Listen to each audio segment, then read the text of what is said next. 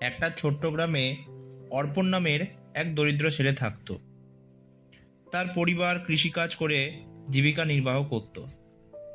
ছোট থেকেই অর্পণের স্বপ্ন ছিল একদিন বড় মঞ্চে দাঁড়িয়ে বক্তৃতা দেওয়া, কিন্তু তার গ্রামে এই স্বপ্ন যেন একেবারে অসম্ভব বলে মনে হতো। কারণ অর্পণ ছিল ভীষণ ভীতু, অপরের সামনে দুটি বাক্য গুছিয়ে বলতে পারত না। বন্ধুরা তাকে নিয়ে হাসাহাসি করত, তুই বক্তৃতা দিবি, তোর তো নিজের নাম বলতেও জড়তা লাগে। এই তুচ্ছতাচ্ছিল্য অর্পণকে ভিতর থেকে কষ্ট দিত, কিন্তু সে নিরাশ হতো না। সে মনে মনে বলতো, আমি পারবো। প্রতিদিন সকালে আয়নার সামনে দাঁড়িয়ে সে নিজের সঙ্গে কথা বলতো, বারবার জোরে উচ্চারণ করত, আমি পারবো। শুরুতে মনে হতো ফাঁকা আওয়াজ, কিন্তু ধীরে ধীরে সেই শব্দগুলো তার আত্মার ভেতর শক্তি জাগাতে শুরু করলো। অর্পণ বই পড়তে ভালোবাসত। সে বিখ্যাত মানুষের জীবনী পড়ে অনুপ্রাণিত হতো, কিভাবে অসম্ভবকে তারা সম্ভব করেছে। রাতের পর রাত প্রদীপের আলোয় সে চর্চা করত উচ্চারণ, ভঙ্গি আর আত্মবিশ্বাসের। গ্রামের স্কুলে যখন বার্ষিক অনুষ্ঠান এলো, শিক্ষকরা বক্তৃতার জন্য নাম লিখতে বললেন।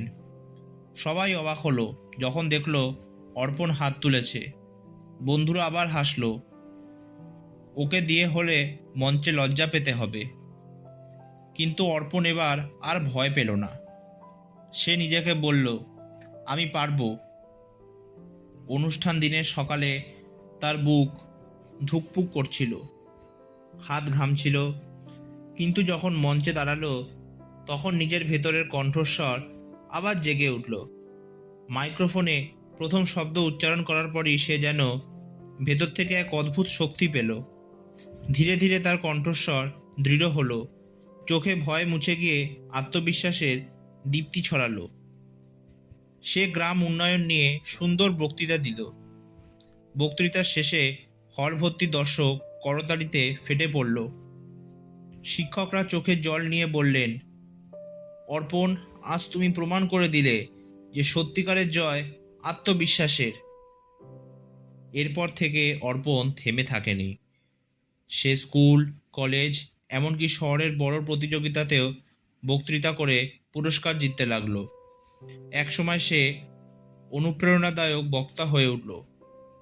ছোট ছোট গ্রামে গিয়ে সে তরুণদের শেখাতে লাগলো, জীবনের সবচেয়ে বড় শক্তি হলো আত্মবিশ্বাস।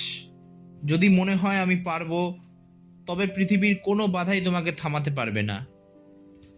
অর্পণের জীবন একটাই শিক্ষা দেয়, অসম্ভবকে সম্ভব করার আসল রহস্য বাইরের নয়, ভিতরের বিশ্বাসে লুকিয়ে আছে। আর সেই বিশ্বাসের নাম আমি পারবো। আজকের ভিডিওটি এই পর্যন্তই। গল্পটি ভালো লাগলে প্লিজ ভিডিওটি লাইক, শেয়ার আর চ্যানেলটি সাবস্ক্রাইব করতে ভুলবেন না। আবার নতুন গল্প নিয়ে আমি আপনাদের সামনে উপস্থিত হব। ধন্যবাদ।